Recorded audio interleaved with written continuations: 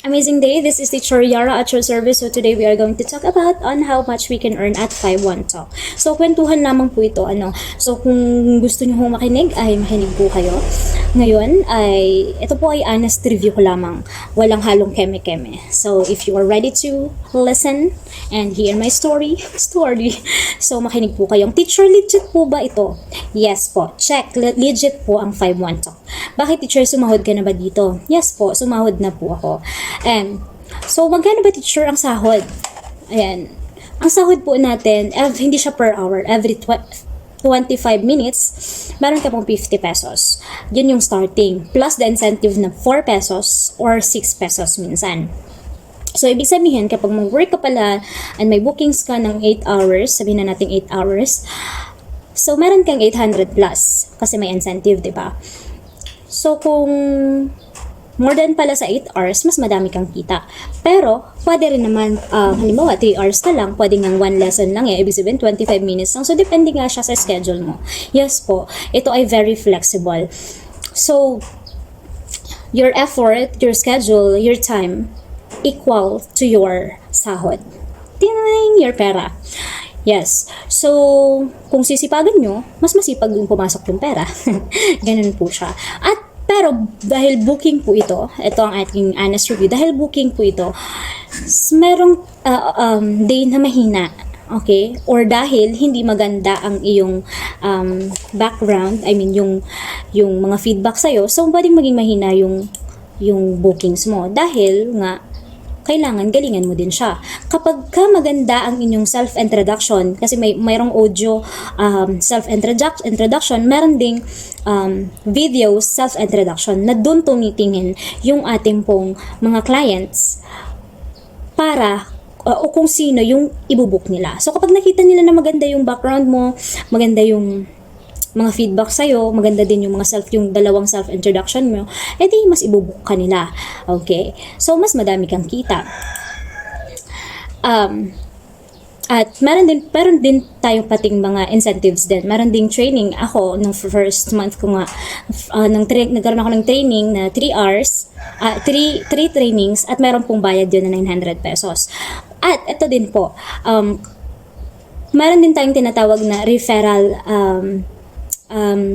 link, na kapag yung referral link na yun ang ginamit ng inyo pong or ng ibang teachers para mag-apply at nakapasok sila, meron ka pong incentive 1,000 to 2,000 pesos per teacher na nakapasok dahil dun sa link mo. At meron ding tayong tinatawag na FT teacher or free trial teacher. Kapag ka naging free trial teacher ka, so mag-undergo ka po ulit ng training, medyo madali na din naman po siya since nandito, eto nga, napasa mo to, diba? So why not hindi mo yun mapasa? Kasi halos same lang naman yung process. At ang kagandahan, hindi ka na magpapasa ng kung ano ng requirements. Training na lang.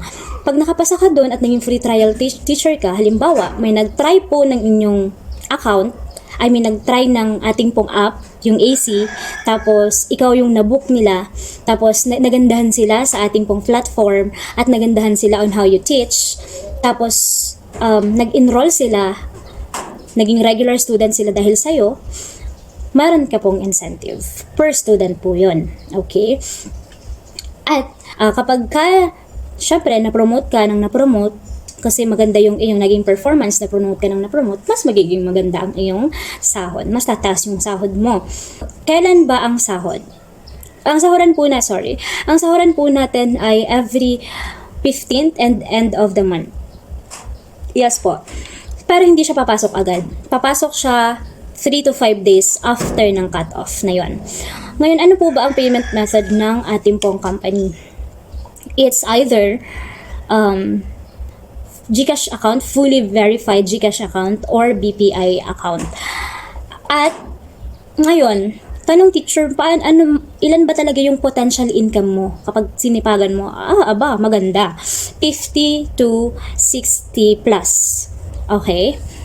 Ang inyo pong magiging potential income, or more pa, or pwede rin less. So, depende nga po sa inyo. Your time, your effort, your schedule, magre-reflect yun, okay, sa inyong sahod. So, ngayon, ano ba yung mga disadvantages? Kasi hindi naman pwedeng lahat lang advantage yung ating sasabihin. Yung mga disadvantage din. Kapag ka hindi po maganda yung inyong yung audio and self-introduction nyo na pinasa sa company, na yun yung ipopost sa ating pong my page, at hindi yan nagustuhan ng ating mga students or ng ating mga clients, syempre hindi ka ibobook, 'di ba? Nasa pinakamababa ang ibobook ng ating mga students. And also, kapag ka hindi maganda ang tunog ng ating microphone, magkakaroon ka ng bad evaluation. Okay? Noisy background, ganon. So, iba pa. Halimbawa naman, yung camera mo. Okay? Kung yung angle mo, yung ganon, masyado kang malapit, pwede rin siyang maisama sa bad evaluation. At kapag hindi maganda din yung lighting mo, so, yun yung mga pwedeng maging mga reason para magkaroon ka ng bad evaluation, less ang iyong magiging booking or students. Also, kapag ang inyong internet ay hindi stable din, putol-putol, di ba? Isa pa yon. At kapag ka, kapag ka, halimbawa na brown out ka, na brown out ka, but ikaw, nagkaroon ng power interruption, so, pwede kang magiging dahilan yun na ma-absent ka or early leave, teacher early leave. Okay. So, ito pati yun. 100 to 100 plus pa ang magiging deduction sa'yo. So, ayan. Kaya, mas maganda na may backup din. Power station. Ganon. So, yun yung mga negative or disadvantages po dito sa ESL teaching. Pero ang kagandahan nga nito, nasa bahay ka lang, kagaya ko, flexible yung ating schedule, especially kapag hindi naka-open ang inyong AOS. Okay. Eto, last.